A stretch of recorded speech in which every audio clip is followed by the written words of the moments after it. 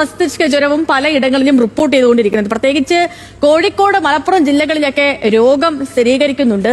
കുട്ടികൾക്ക് പനിയുടെ കൂടെ ഫിറ്റ്സ് വരികയാണെങ്കിൽ പാരന്റ്സ് അതൊരിക്കലും നിസ്സാരാക്കരുത്. കാരണം ഇപ്പോൾ ജപ്പാൻ ജ്വരം അല്ലെങ്കിൽ ജപ്പാൻ മസ്തിഷ്ക ജ്വരം എന്ന് പറയുന്ന ജാപ്പനീസ് എൻസെഫലൈറ്റിസ് പടർന്നുകൊണ്ടിരിക്കുകയാണ്. കെട്ടിക്കിടക്കണ വെള്ളത്തിൽ കാണുന്ന ക്യൂലെക്സ് എന്ന കൊതുകുകളാണ് ഈ ഒരു വൈറൽ ഇൻഫെക്ഷൻ പടർത്തുന്നത്.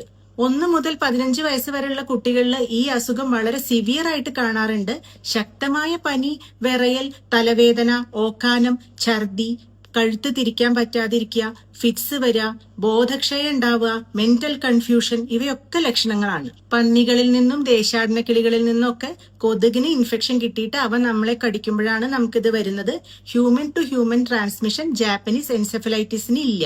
ഇത് വരാതിരിക്കാൻ നമ്മൾ വീടും പരിസരവും വൃത്തിയായി സൂക്ഷിക്കണം. പഴയ ചിരട്ട, പ്ലാസ്റ്റിക് ബോട്ടിൽ, ടയർ എന്നിവയിലൊന്നും വെള്ളം കെട്ടിക്കിടക്കാതെ നോക്കണം.